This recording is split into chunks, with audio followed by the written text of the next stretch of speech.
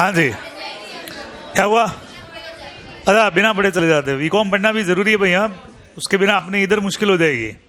कई जगह पे ग्रेजुएशन का डिग्री अपने को चाहिए होता है, बराबर। तो इंडियन कॉन्ट्रैक्ट एक्ट के बेसिक रिवीजन के ऊपर पहले अपन बात कर लेते हैं। आज ट्राई करते हैं कि बेसिक वाला रिवीजन सारा खत्म कर दें, और कल मैं नया नहीं लिया अगर मैंने, तो जो आपका इंटर वाला है 3 यूनिट यहाँ से अपने कवर हो जाते हैं। 5 में से आपके बीकॉम के अंदर 3 यूनिट जो है वो पूरा इंडियन कॉन्ट्रैक्ट ही है, 2 फाउंडेशन वाले, 1 अपना इंटर वाला, फिर 4th यूनिट है सोगा वाला, और 5वां है आर्बिट्रेशन वाला। ठीक है, तो आर्बिट्रेशन अगर पहले से नहीं पढ़ा हुआ है तो उसको स्किप करके जाओ, कोई मतलब नहीं है, लंबा चौड़ा एक्ट है। तो चलिए फटाफट से स्टार्ट करते हैं इसको। देखिए क्वेश्चन यहाँ पे अपने डायरेक्ट क्वेश्चन ही मिलने आ रहे हैं। अभी बीकॉम के अंदर ज्यादातर क्वेश्चन जो है डायरेक्ट क्वेश्चन रहने वाला है। तो फटाफट से अपन लोगों ने स्टार्टिंग में शुरू किया हुआ है, वहीं से स्टार्ट करूंगा।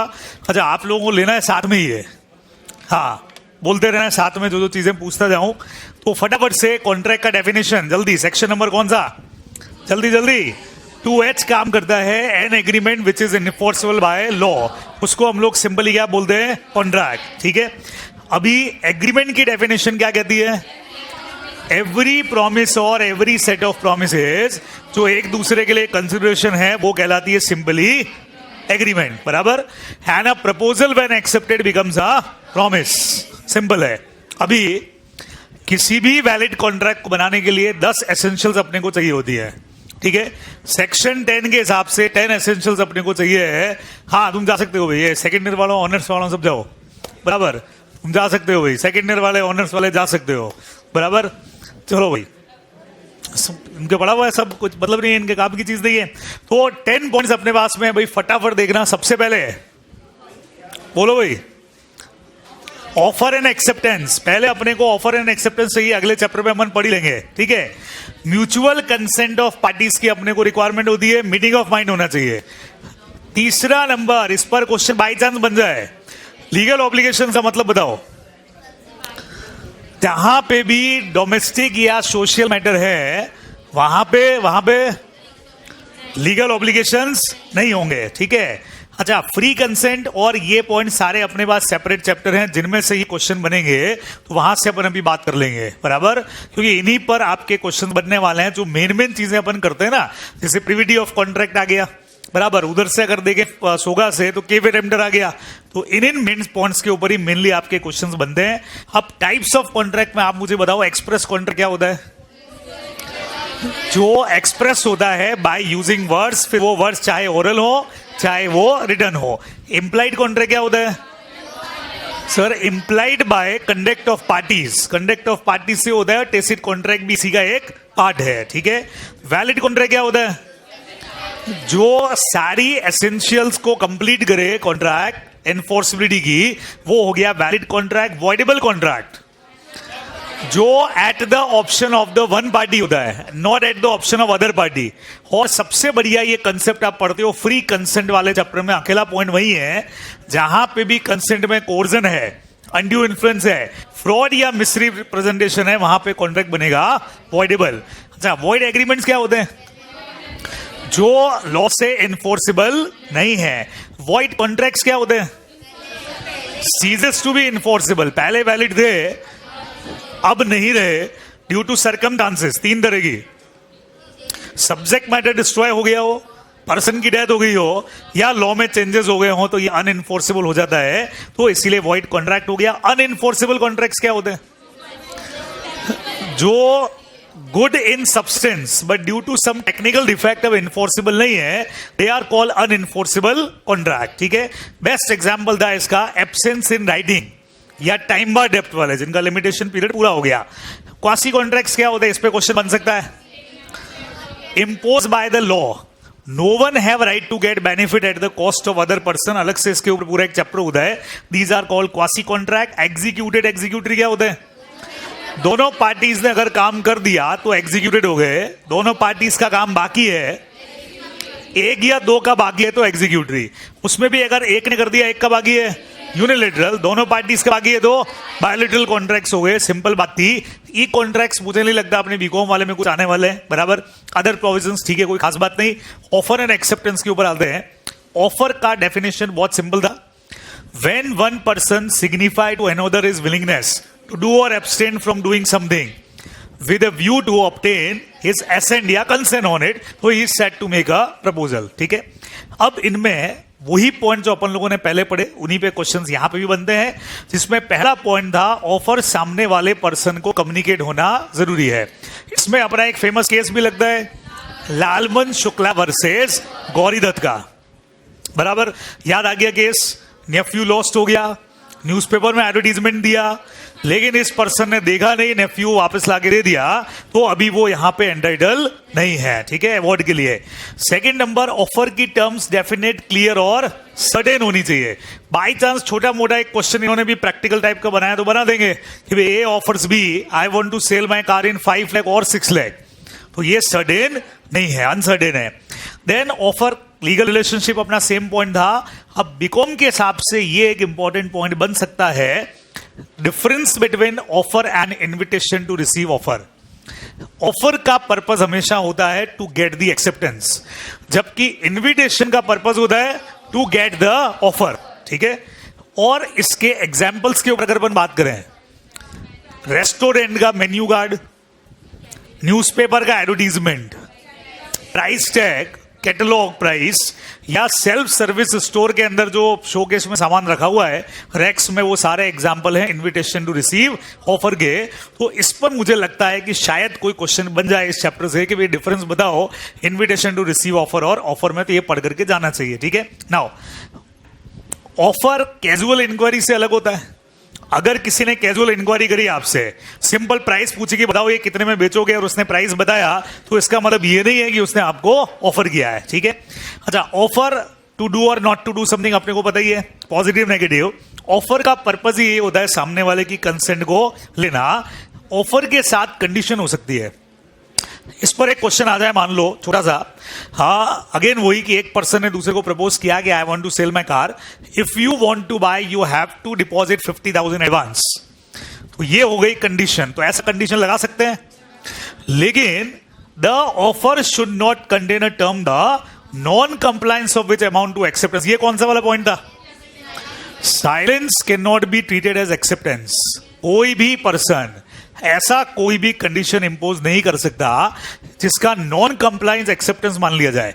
कि अगर आपने 10 दिन में हाँ नहीं बोला तो मैं मान लूंगा कि तुम्हारा जवाब हाँ में है. ऐसा कोई कंडीशन आप इंपोज नहीं कर सकते हो. ये इसमें अपने को ध्यान में रखना चाहिए. ठीक है, नाउ एक्सप्रेस ऑफर क्या होती है?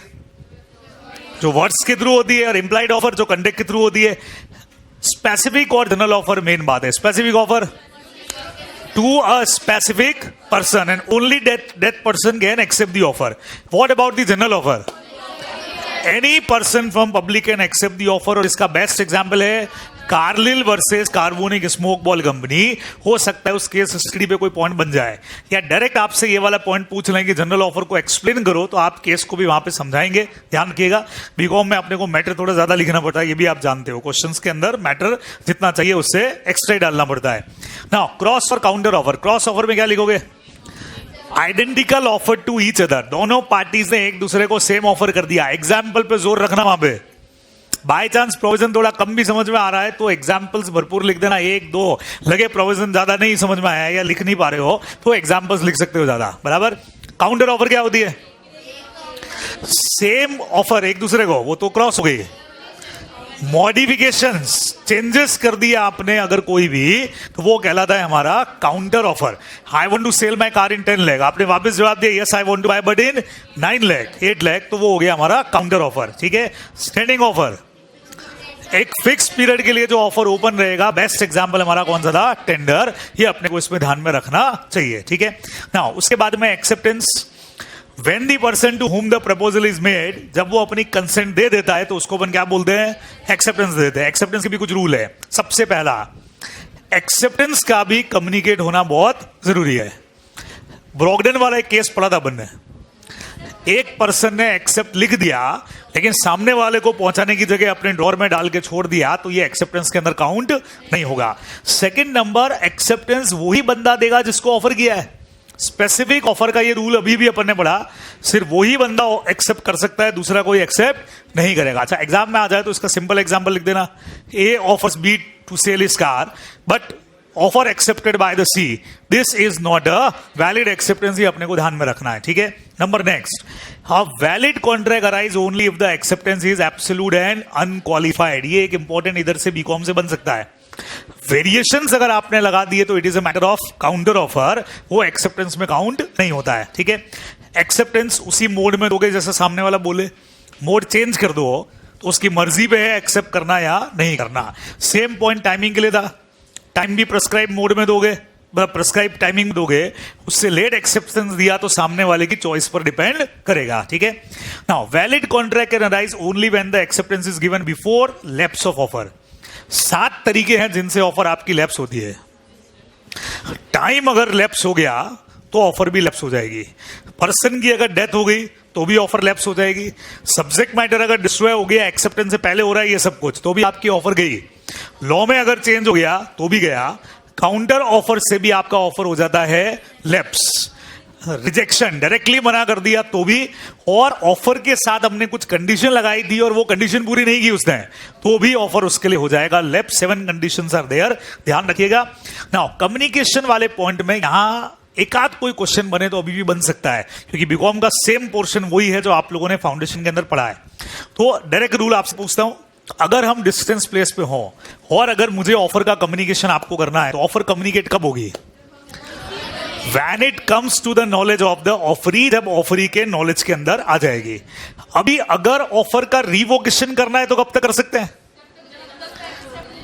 जब तक एक्सेप्टर वहां से लेटर पोस्ट करे, before letter of accepting posted, उससे पहले ऑफर कैन बी रिवोक। एक बार उसने लेटर पोस्ट कर दिया तो ऑफरर के लिए वहीं पे कॉन्ट्रैक्ट का फॉर्मेशन हो जाता है, ठीक है। नाउ एक्सेप्टेंस का कम्युनिकेशन कब होता है? When letter of acceptance received by the offerer।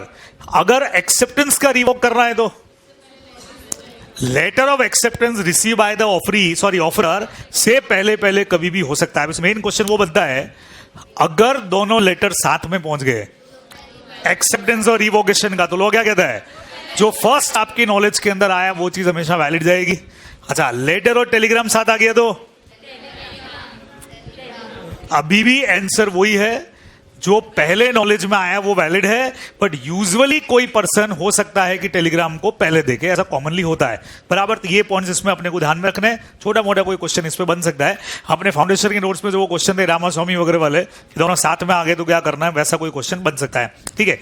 Consideration BCom के हिसाब से बहुत बढ़िया चैप्टर है, क्योंकि इसमें 2 चीजें बहुत खास आती है। एक तो नो कंसिडरेशन, नो कॉन्ट्रैक्ट के एक्सेप्शन, दूसरा प्रिविटी टू कॉन्ट्रैक्ट। हो सकता है डायरेक्टली एक क्वेश्चन आपको दे दें वो 8, 9, 10, 12 नंबर का सीधे, जिसमें आपको बोले स्ट्रेंजर टू कॉन्ट्रैक्ट को एक्सप्लेन करो आप तो पूरा, तो अपने को बढ़िया क्वेश्चन इसके अंदर ये बन सकता है, बड़ा क्वेश्चन बन सकता है। सारे पॉइंट्स बता देता हूं आपको। देखो डेफिनेशन और इन पॉइंट्स की तो ज्यादा अपने को भी रिक्वायरमेंट है नहीं, मेन पॉइंट पे आपको लेके आता हूं मैं। सबसे पहले privity to contract. Stranger to contract कहता है किसी भी कॉन्ट्रैक्ट में if contract between 2 parties then third party have no right to file suit. तीसरी पार्टी को सूट फाइल करने का राइट नहीं है। बहुत सिंपल सा एग्जांपल इसके अंदर था अपना, अगर हम 2 के बीच का ट्रांजैक्शन है तो थर्ड पार्टी को सूट फाइल करने का राइट नहीं है। तब अपन ने एक एग्जांपल पढ़ा था कि एक पर्सन ने बैंक से लोन लिया है 40,000 का, बदले में अपनी एसेट को उसने मॉर्गेज कर दिया था बैंक के पास में। यही एसेट फिर किसी और को उसने 44,000 के अंदर बेच दिया और उसको डायरेक्शन दिए कि 4,000 तो मेरे को दे दे, बाकी 40,000 बैंक को दे देना, और उसने नहीं दिए। तो क्या बैंक सूट फाइल कर सकती है क्या? नहीं, क्योंकि it is a matter of stranger to contract. अब सवाल आता है कि स्ट्रेंजर टू कॉन्ट्रैक्ट में अगर बड़ा सवाल बना तो एक्सेप्शंस पूछे जाएंगे आपसे। 7 एक्सेप्शंस हैं, 7 है। बीकॉम की बुक्स में और भी कुछ हो सकता है मैटर खूब, लेकिन अपने को इतने पॉइंट्स लिख देने मोर देन सफिशिएंट, एक्स्ट्रा कुछ पढ़ने का जरूरत नहीं पड़ेगा। पहला पॉइंट आया ट्रस्ट का। In case of trust beneficiary have right to file suit even there is a contract between settler and trustee. कौन सा वाला एग्जाम्पल? एक बुक मैंने अपने स्टूडेंट को यहां से बॉम्बे भेजी कोरियर के थ्रू, बुक रास्ते में लॉस्ट हो गई, तो मैं तो सूट फाइल कर ही सकता हूं कोरियर वाले पे, मेरा स्टूडेंट भी सूट फाइल कर सकता है, क्योंकि ट्रस्टी बेनिफिशियरी का मैटर बनता है। सेकंड पॉइंट फैमिली सेटलमेंट, वसीयत वगैरह जो होती है, उसमें अगर कोई पर्सन कॉन्ट्रैक्ट की पार्टी नहीं भी है तो भी उसको सूट फाइल करने का राइट मिलेगा। सिंपल एग्जांपल डालना है इसके अंदर। एक फादर ने अपनी प्रॉपर्टी 2 बच्चों के नाम पे ट्रांसफर की, करण और अर्जुन। उसमें लिख दिया कि 50,000 तुमको मदर के एक्सपेंसेस, लुक आफ्टर के भी खर्च करने पड़ेंगे। अगर बेटों ने ये पैसा नहीं दिया तो mother have right to file suit against son, जबकि वो खुद कॉन्ट्रैक्ट की पार्टी नहीं है। तीसरा आता है marriage expenses. Hindu undivided family में मैरिज एक्सपेंसेस का अगर कोई प्रोविजन है फीमेल मेंबर्स के लिए स्पेशली, तो उनको सूट फाइल करने का राइट यहां पे लॉ देता है। एक्नॉलेजमेंट वाला point, when one person acknowledge payment for the other person, then even they are stranger, they have right to file suit. Sir कौन सा वाला एग्जांपल था? मैंने इसको कुछ पैसा दिया और इसको बोला कि उसको दे देना, ठीक है, इसने यस तो कर दिया मुझे, लेकिन आगे उसने नेहा को इन्फॉर्म नहीं किया, तो वो इसके अगेंस्ट में सूट फाइल नहीं कर सकती। बट अगर ये एक्नॉलेज कर दे, एडमिट कर ले कि सर ने कुछ पैसा तुम्हारे लिए मुझे दिया है, तो आपको पैसा रिकवर करने का राइट मिलेगा। This is called acknowledgement. Assignment है अपना नेगोशिएबल इंस्ट्रूमेंट एक्ट। ड्रॉवर ने बिल आगे एंडोर्स कर दिया ड्रॉई को, मतलब सॉरी पेई को, उसने अपने राइट्स आगे एंडोर्स कर दिए एंडोर्स। ऐसे में पेई ड्रॉई के साथ उसका कोई डायरेक्ट रिलेशन नहीं है, फिर भी उसको सूट फाइल करने का राइट मिलता है, बिकॉज यहां पे आपने राइट्स का क्या कर दिया, असाइनमेंट। तो एनआईए बेस्ट एग्जांपल है इसका। Condition running with the land के अंदर purchaser of land is bound by the duties. Purchaser को अगर पता है कि इस लैंड के साथ में कुछ ड्यूटीज हैं, तो फिर आप उससे बाउंड हो जाओगे। अपना एक बहुत फेमस इस पे केस था सोहनलाल छोटेलाल वाला। एक पर्सन ने अपना प्रॉपर्टी किसी को बेचा 10 एकड़ का, कंडीशन लगा दिया कि तुम्हारे लिए 9 एकड़ रहेगा, 1 एकड़ मेरे बेटे का रहेगा।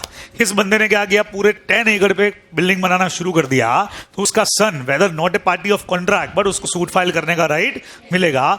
और लास्ट वाला एजेंसी कॉन्ट्रैक्ट अपन ने पढ़ रखे हैं, तो एजेंट कॉन्ट्रैक्ट करता है लेकिन प्रिंसिपल बाउंड कर सकता है, अपने को ध्यान में रखना है। तो एक तो ये पॉइंट है। दूसरा पॉइंट ये लोग बनाते हैं नो कंसिडरेशन नो कॉन्ट्रैक्ट। ये लोग क्या बड़े बड़े क्वेश्चन अगर बनाते हैं ना, तो ऐसे टॉपिक ढूंढ लेते हैं जिसमें ऑटोमेटिकली 6-7 पॉइंट हो, तो अपने आप पूरा मैटर कवर होता है।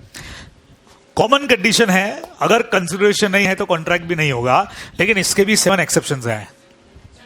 नेचुरल लव और अफेक्शन 3 कंडीशन होनी चाहिए, नियर रिलेशन होना चाहिए, नेचुरल लव और अफेक्शन होना चाहिए, and written sign and registered होना चाहिए, तो आप रिकवर कर सकते हो नेचुरल और अफेक्शन में। पास्ट वॉलंटरी सर्विसेज के लिए प्रॉमिस, किसी ने आपके लिए वॉलंटरी सर्विस दिया है और वो सर्विस देने के बाद आपने उसको प्रॉमिस कर दिया कि you will pay the reward award जो भी कुछ है, तो फिर आपको देना पड़ेगा। इधर ओरल रिटर्न कुछ भी हो सकता है। तीसरा पॉइंट था gifts, always valid even without consideration.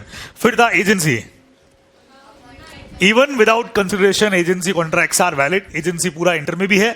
फिर चैरिटी के लिए प्रॉमिस, 2 बातें बताई थी तुमको, या तो उसने लाइब्रेरी क्रिएट की होगी या फिर क्रिएट नहीं की होगी। अगर जिसको आपने प्रॉमिस किया उसने प्रॉमिस के फेथ पे लाइब्रेरी क्रिएट कर लिया तो रेस्पॉन्सिबल है, और लाइब्रेरी क्रिएट नहीं किया तो रेस्पॉन्सिबल नहीं है, ठीक है। टाइम बाय डेप्ट कितने साल का होता है, 3 साल।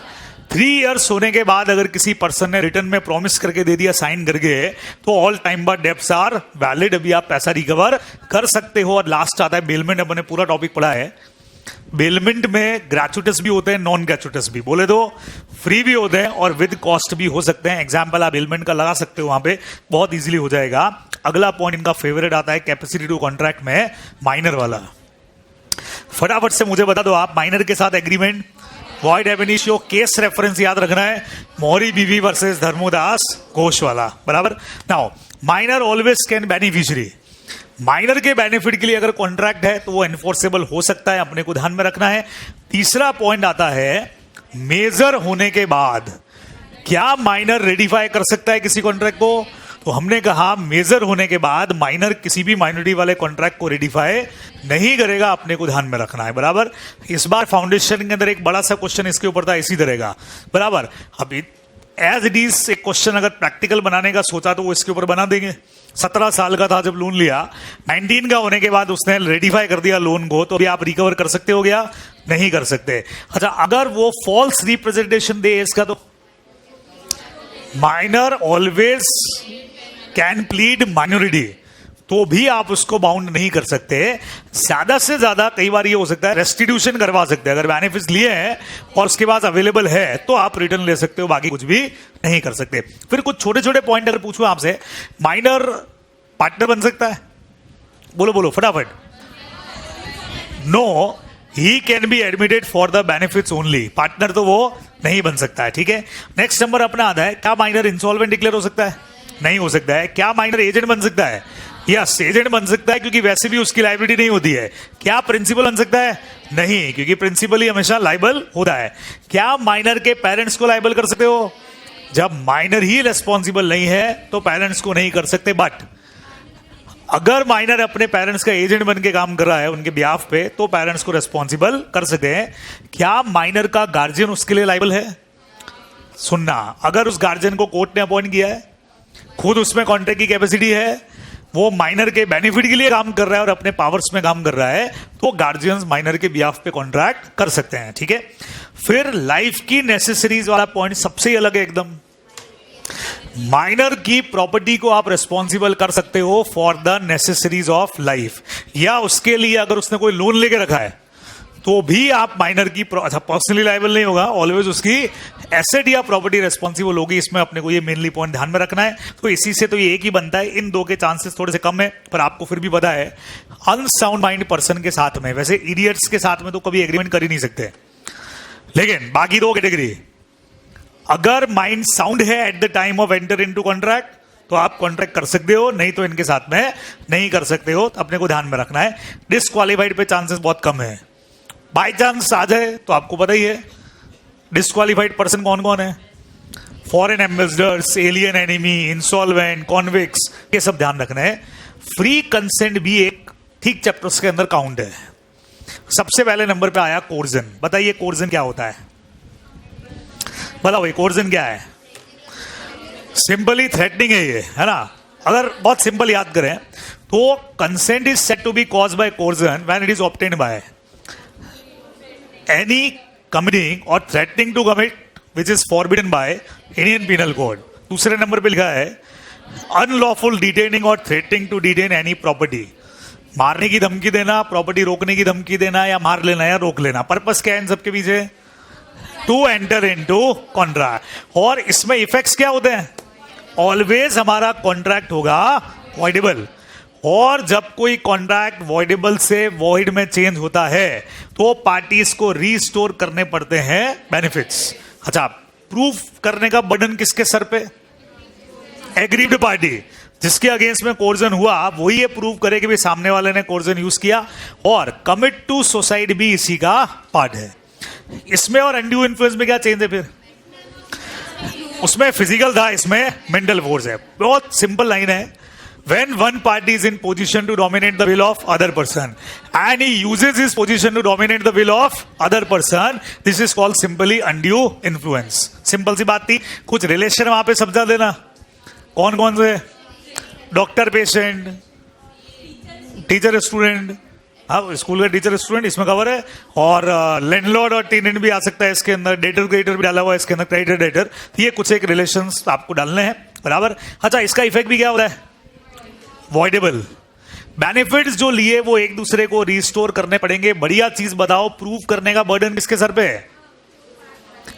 इस बार superior party, dominator have to prove that there was no undue influence at the time of entering into contract। ये अपने को थोड़ा चेंज पॉइंट ध्यान में रखना है। फ्रॉड क्या होता है भाई?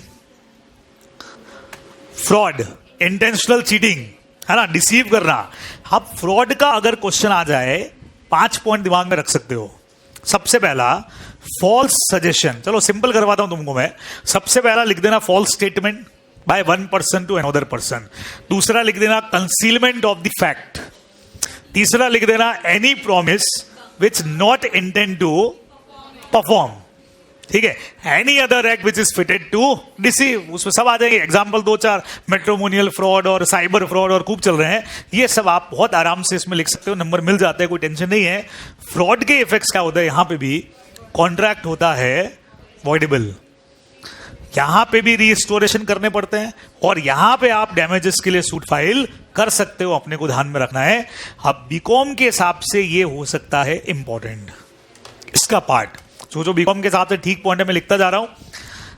Can silence be fraudulent? क्या साइलेंट रहना फ्रॉड होता है क्या?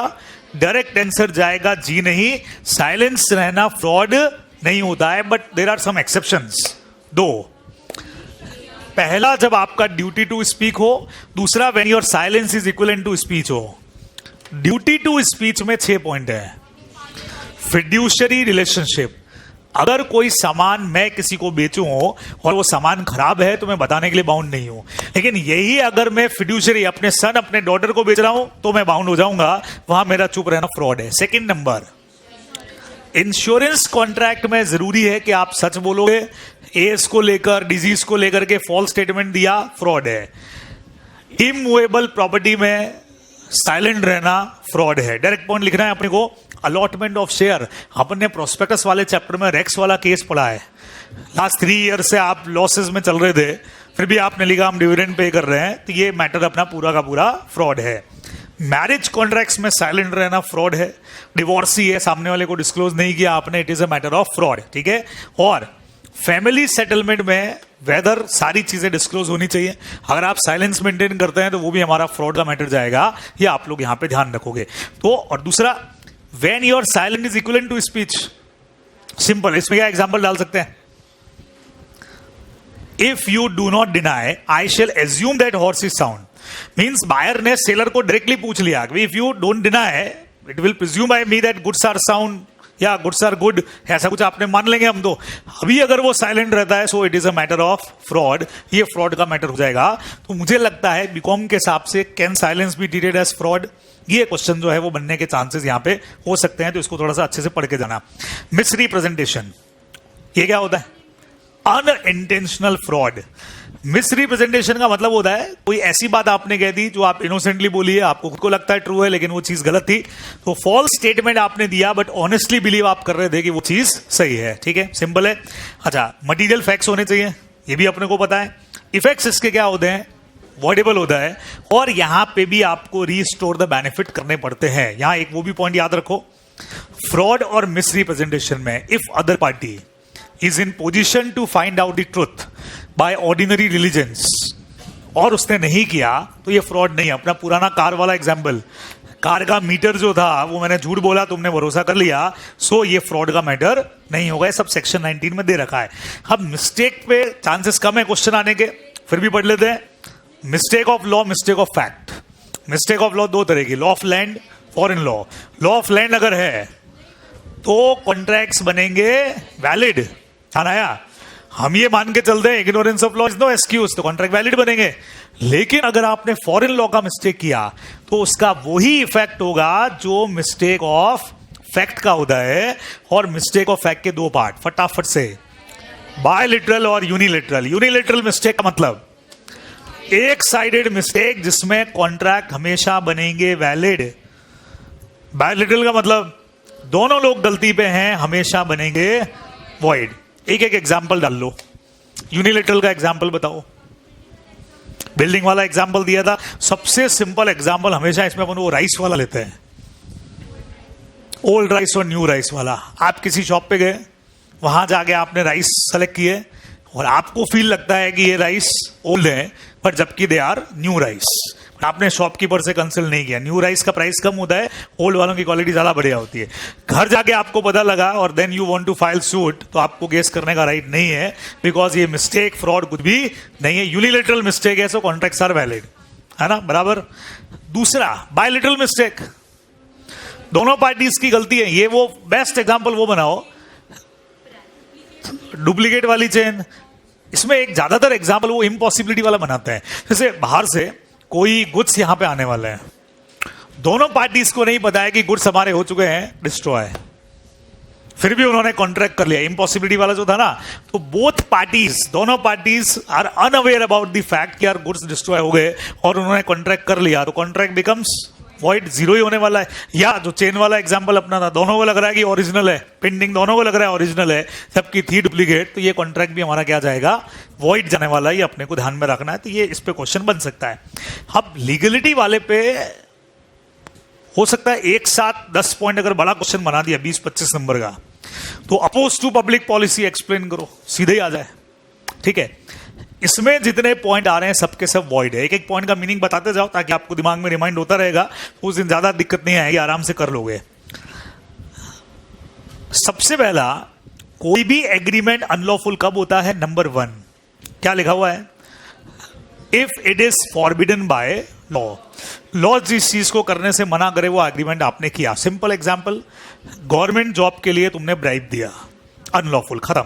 Number 2, if agreement is such nature if permitted it would defeat the provision of other law. Hindu law वाले मैरिज वाला, मैरिज के बाद कॉन्ट्रैक्ट किया कि हस्बैंड वाइफ अलग अलग रहेंगे, लॉ कहता है कि इससे इंडियन कॉन्ट्रैक्ट में दिक्कत नहीं है हमको, बट लॉ जो पर्सनल लॉ बने हुए हैं उनका वॉयलेशन हो जाएगा, तो ये भी कॉन्ट्रैक्ट सही नहीं है। नंबर 3, फ्रॉड करना किसी के साथ में, commit fraud is voidable contract. यहां तुमने कमिट नहीं किया है, तुमने फ्रॉड करवाया।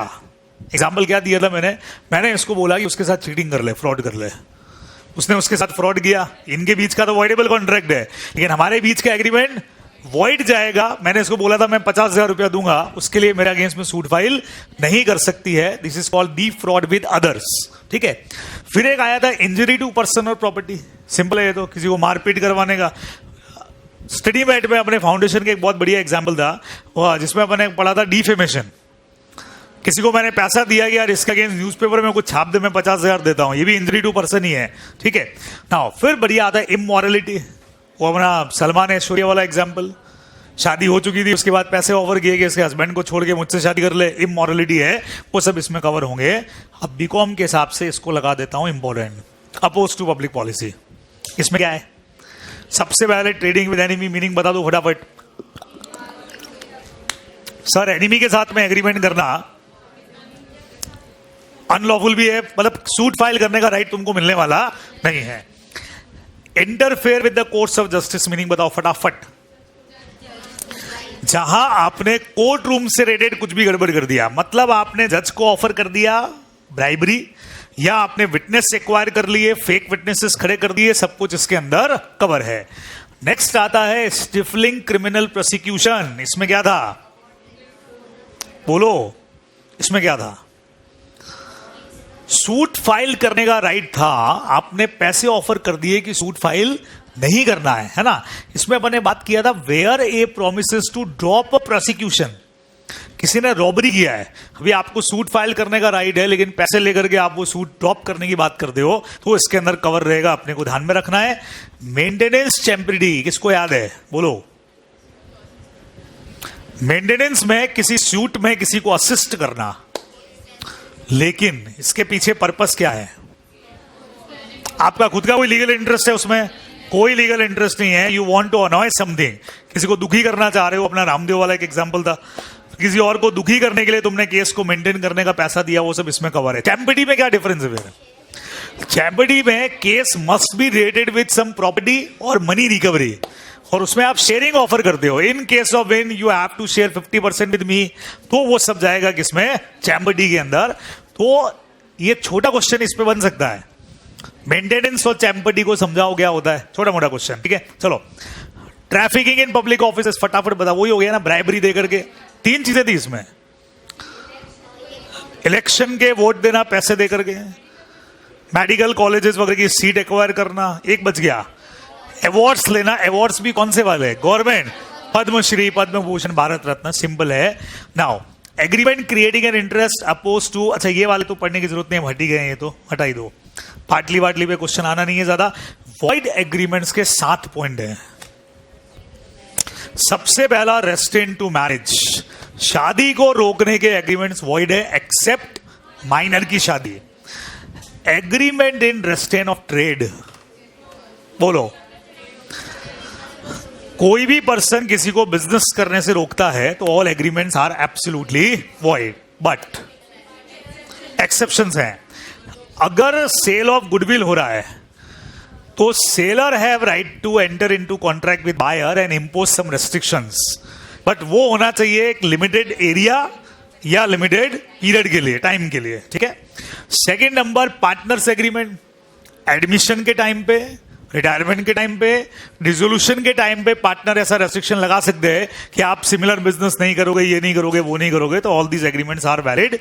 ट्रेड कॉम्बिनेशन, हीरो होंडा अब लिया था अपन एक एग्जांपल, अब तो अलग अलग हो गए.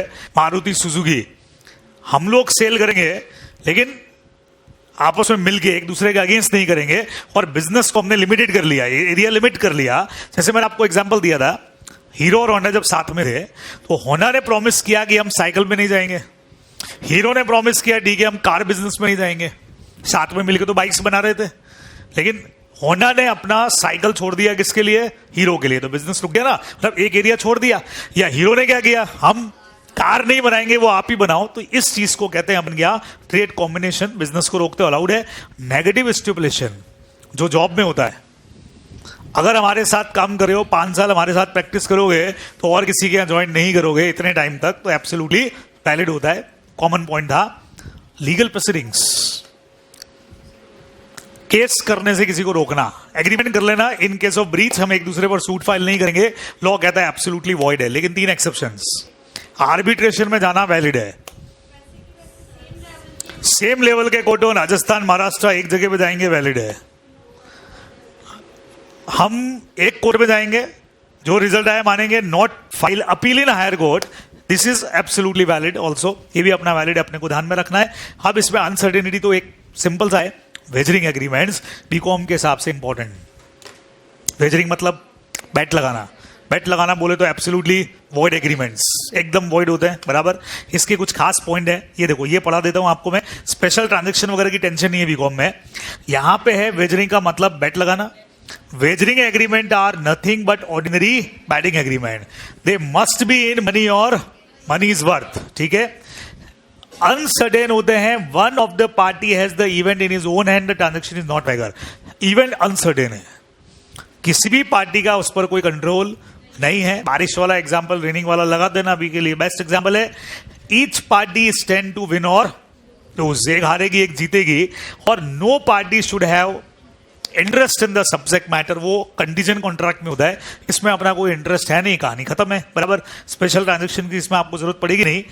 इम्पॉसिबिलिटी वाली चीजें भी हमेशा होती है वॉइड. एग्जाम्पल कौन सा डालोगे इम्पॉसिबिलिटी में? इम्पॉसिबिलिटी में कौन सा वाला? वो स्टार, स्काई फ्रॉम स्टार, हाँ वो सारे डाल सकते हो. बराबर. चलिए अब लास्ट 2-3 चीजें और अपने पास में है. Performance of the contract. अब परफॉर्मेंस ऑफ द कॉन्ट्रैक्ट में चूंकि बीकॉम के हिसाब से बात करूं तो ज्यादा उतने टिपिकल क्वेश्चन बना करके नहीं डालने वाले. प्रैक्टिकली भाई आपको एकदम कंसेप्ट के ऊपर ज्यादा क्वेश्चन डाल दें तो इस चैप्टर से क्या बन सकता है. एक पॉइंट तो ये टिक कर देता हूं, एक ज्वाइंट प्रोमिसर वाला, और एक आध और अभी आ जाएगा, वो बता दूंगा आपको मैं. हाँ जी. सबसे पहले ये बताओ, किसी भी कॉन्ट्रैक्ट को परफॉर्म करने की फर्स्ट रिस्पॉन्सिबिलिटी किसकी है? हमने कहा सर प्रोमिसर की है. क्या उसकी जगह पे एजेंट परफॉर्म कर सकता है?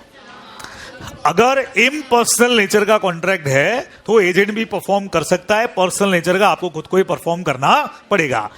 लीगल रिप्रेजेंटेटिव, अगर इस प्रोमिसर की डेथ हो गई है तो लीगल हेयर भी परफॉर्म कर सकता है. पर्सनल नेचर का नहीं होना चाहिए बस. लेकिन लीगल हेयर भी कितने के लिए लायबल है? जितना मरने वाला एसेट को छोड़ करके गया है. What about the third person?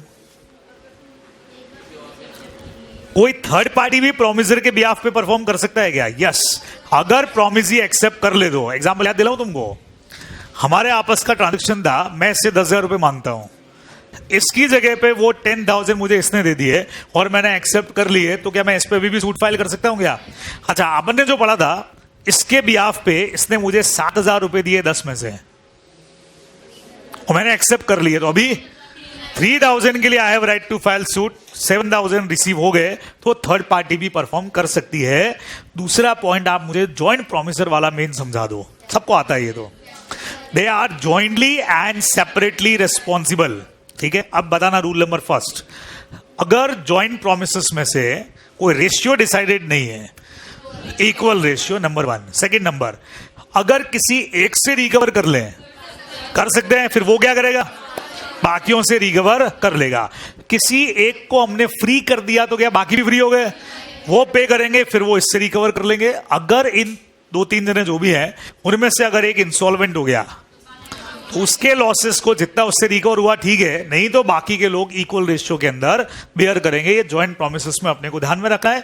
तो इस चैप्टर से इस टॉपिक के ऊपर क्वेश्चन बनने के चांसेस बन सकते हैं बीकॉम लेवल के ऊपर।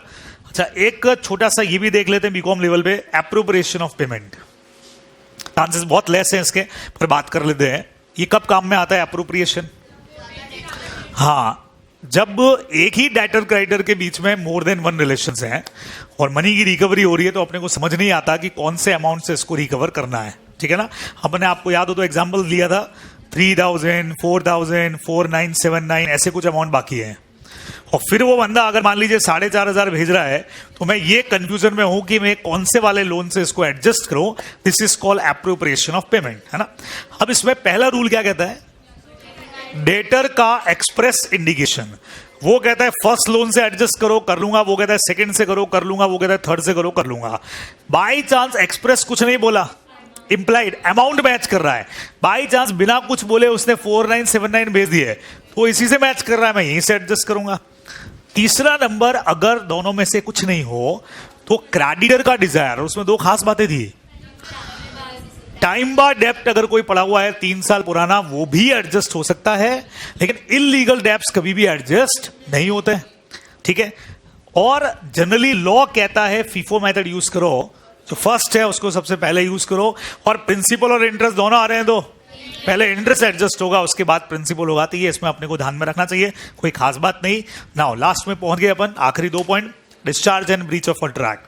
कॉन्ट्रैक्ट को डिस्चार्ज करने के तुम्हारे पास में कितने 5 या 6 मेथड्स हैं। कितने हैं? सबसे पहला discharge by perform, parties perform कर दें, कॉन्ट्रैक्ट खत्म। म्यूचुअल कंसेंट, इनमें से हर एक पार्ट ऐसा है जो क्वेश्चन बना सकता है। उतना उतना मैटर है सब में कि 5, 6, 10 नंबर के क्वेश्चन बन सकते हैं। अब ये आ जाए, मान लो म्यूचुअल कंसेंट से कॉन्ट्रैक्ट कैसे खत्म होता है बताओ? तो हमने कहा दोनों पार्टीज जैसे क्रिएट करती हैं वैसे ही कॉन्ट्रैक्ट को खत्म करती हैं। बेस्ट तरीका नंबर 1 पे आया नोवेशन। क्या करें नोवेशन में? New contract at the place of old one. तो अभी पुराने को परफॉर्म करने का जरूरत नहीं है। What about the alteration? Change in terms and condition only. What is the difference between novation and alteration? इसमें पार्टीज चेंज हो सकती है, ऑल्टरेशन में ओनली कंडीशंस में चेंज होता है। What about the rescission? Absolute cancellation.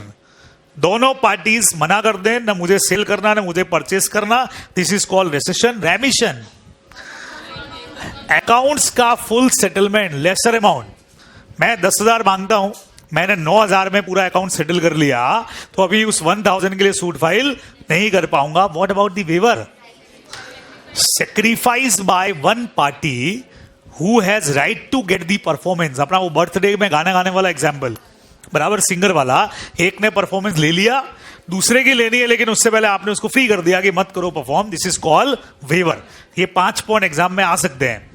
Now फिर मुझे आप एक चीज बताओ इसमें, व्हाट अबाउट दी, अच्छा ये मोस्ट इंपॉर्टेंट लगा देता हूं, फ्रस्ट्रेशन के नाम से भी बीकॉम में आता है ये, ध्यान रखिएगा। क्या आएगा? Explain rule of frustration. आपके फाउंडेशन के नोट्स में भी लिखा हुआ था। या आ जाएगा सुपरविनिंग इम्पॉसिबिलिटी, या आ जाएगा सब्सीक्वेंट इम्पॉसिबिलिटी। किसी भी नाम से ये क्वेश्चन पेपर में आ सकता है। क्या लिखेंगे अपन इसमें? 5 पॉइंट है। सब्जेक्ट मैटर डिस्ट्रॉय, कॉन्ट्रैक्ट खत्म, ये देखो दे रखा है। पर्पस खत्म, कॉन्ट्रैक्ट खत्म। सर ये पर्पस वाला कौन सा था? Coronation programme of George Edward. Programme cancel हो गया, होटल का रूम बुक कराया वो भी कैंसिल। ठीक है। तीसरा, पर्सनल नेचर के कॉन्ट्रैक्ट और पर्सन का इनकैपेसिटी आ गया, डेथ हो गई due to change in law, पता ही अपने को है ना, और due to outbreak of war. 5 चीजें हैं जिनसे आपका कॉन्ट्रैक्ट हो जाता है कैंसिल। ध्यान रख लेना। फिर से लॉ फ्रस्ट्रेशन आ जाए तो वहां बैठ के सोचना मत कि लॉ में फ्रस्ट्रेशन किधर से आया, कहां से पॉइंट है, फिर पूरा ऐसे ही। अच्छा, 1-2 बीकॉम की कॉपी जब आई थी मेरे पास चेक होने के लिए, तो उसमें मैंने देखा कि उसमें लिखा हुआ था, एक जने ने पूरा फ्रस्ट्रेशन पे लिख दिया, लाइफ इज फ्रस्ट्रेटेड, बराबर। तो ध्यान रखिएगा, ये सब नहीं लिखना है, प्रॉपर तरीके से आंसर को ड्राफ्ट करना। चलो, इसमें यह भी बता देता हूं कौन सी ऐसी चीजें हैं जो सुपरविनिंग इम्पॉसिबिलिटी में नहीं आती है, समझना। डिफिकल्टी ऑफ परफॉर्मेंस मतलब क्या? स्ट्राइक, लॉकआउट, ये मैंने मिक्स किए थे दोनों, डिफिकल्टी और कमर्शियल डिफिकल्टी। रॉ मटेरियल का रेट्स बढ़ गया, ट्रांसपोर्ट का रेट्स बढ़ गया, स्ट्राइक हो गई, लॉकआउट हो गया, ये सब सिर्फ और सिर्फ डिफिकल्टीज है, नॉट इम्पॉसिबिलिटीज। एक बहुत अच्छा पॉइंट था थर्ड पार्टी।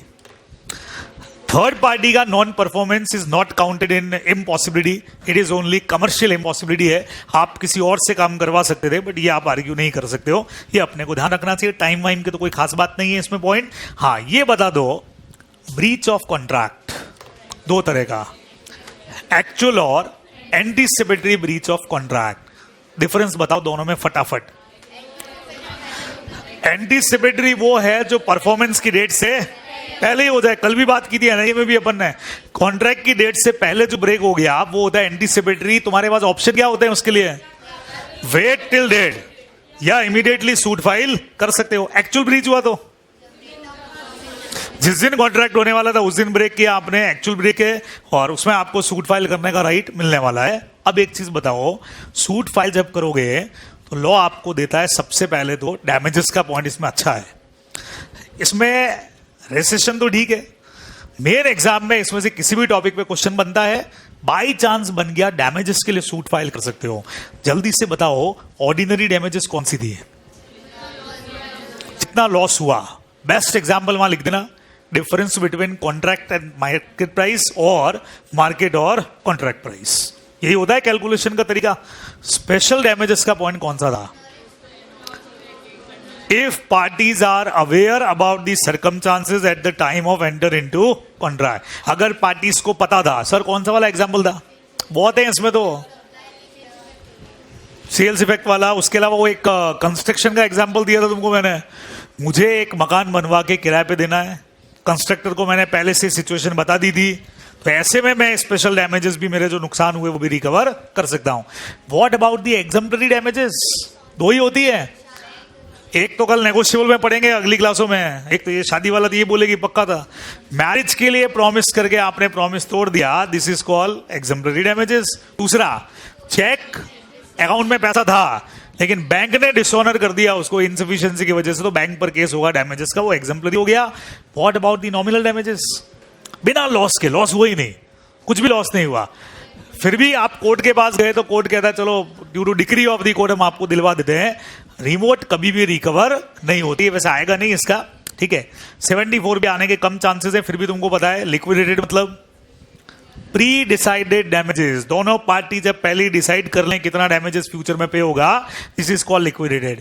कैलकुलेशन आपको मैंने बता ही दिया। हाँ, अगेन इंपॉर्टेंट पॉइंट, ये क्या करेंगे, अजीब अजीब नाम वाले क्वेश्चन इधर बहुत आते हैं। लॉ ऑफ फ्रस्ट्रेशन समझाओ, प्रिविटी टू कॉन्ट्रैक्ट समझाओ, क्वांटम मैरियट पे कमेंट मारो। तो क्या है quantum meruit? As much as earn, जितना काम उतना पैसा, ठीक है। बेस्ट एग्जांपल 2-3 दिमाग में रखना, लगा सकते हो वहां।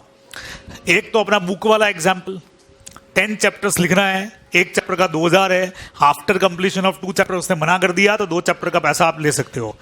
एक मैनेजर को, हमने कंपनी का एग्जांपल ले लो, डायरेक्टर को अपॉइंट कर दिया, 50,000 मंथली सैलरी, आफ्टर 15 डेज पता लगा है कि his appointment is not as per companies act, तो हटाना पड़ा, तो 15 डेज का सैलरी लेने के लिए वो एंटाइटल रहेगा। ये आप क्वांटम एरिएट में जरूर लिख करके आने वाले हो। वहां पॉइंट से ज्यादा एग्जांपल्स, मीनिंग समझ में आ जाना चाहिए उनको, एग्जांपल्स बढ़िया लिख करके आ जाना ताकि मैटर अच्छा खासा दिख जाए, ये आप लोग ध्यान रखेंगे, ठीक है। स्पेसिफिक परफॉर्मेंस किन चीजों के लिए होता है, जल्दी बताओ?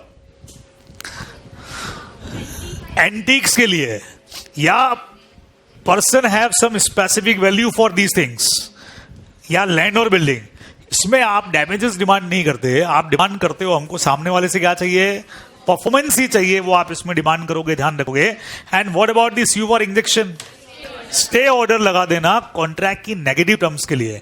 अगर प्रॉमिस किया था नॉट टू डू समथिंग, फिर उसने वो किया, तो आप स्टे ऑर्डर, वो अपना सिंगर वाला एग्जाम्पल, हमारे इधर और किधर नहीं गाओगे हमारे यहाँ के अलावा, फिर भी उसने गाया तो आप उसको रोक सकते हो, ये अपने को ध्यान में रखना। अच्छा एक चीज बताओ, एक क्वेश्चन का आंसर दो मुझे फटाफट। सपोज करो हमने अपने होटल के लिए एक सिंगर अपॉइंट किया, जो सिंगर 6 महीने तक हमारे यहाँ गाने गाने वाला है, ठीक है, और गाना गाएगा 6 महीने तक every Saturday Sunday. 4th month के किसी सैटरडे को उसने विलफुल एब्सेंस ले लिया, जानबूझ करके छुट्टी मार ली, बोलो हमारे पास क्या क्या राइट्स है, जल्दी बताओ? मतलब हम थिएटर के मालिक है, हमारे पास क्या क्या राइट्स हैं बोलो। हम क्या उसका कॉन्ट्रैक्ट इधर ही कैंसिल कर सकते हैं और उसके ऊपर डैमेजेस का केस लगा सकते हैं। Okay, number 1। दूसरा ऑप्शन, क्या हम उसको अफर्म कर सकते हैं? क्या अफर्म का मतलब आगे उसको गाने दें अपन? हाँ, कर सकते हैं। और वो जो नहीं गाया उस दिन का पैसा ले सकते हैं। अच्छा, हमने अभी तो उसको गाने दिया, आगे के लिए 2 महीना परफॉर्म करने दिया, और देन अब हम उसको चाह रहे हैं कॉन्ट्रैक्ट 1 महीने बाद कैंसिल करें उसका, तो आप नहीं कर सकते हो। आपके पास चॉइस क्या, या तो उसी वक्त कॉन्ट्रैक्ट कैंसिल करो, या कंटिन्यू रखो और उससे डैमेजेस ले लो, या तीसरा ऑप्शन डैमेजेस आप बाद में भी ले सकते हो। लेकिन अगर आप सोचते हो कि अभी तो चलने दिया, 5th मंथ में जाके उस पुरानी गलती के बेस पे उसका कॉन्ट्रैक्ट कैंसिल कर रहे हो, तो परमिसिबल नहीं है। अपने को ध्यान में रखना है।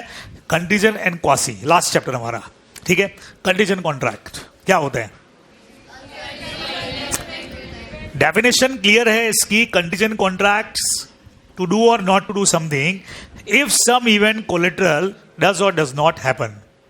बेस्ट तरीका था शिप वाले एग्जाम्पल्स, शिप के आने पे, शिप के नहीं आने पे, शिप के पर्टिकुलर टाइम पे आने के और पर्टिकुलर टाइम पर नहीं आने के, वो एग्जाम्पल्स इसमें लिखने हैं। इसमें कई बार ये क्वेश्चन यहां आ सकता है बीकॉम में, वेजरिंग और कंटीजेंट का डिफरेंस।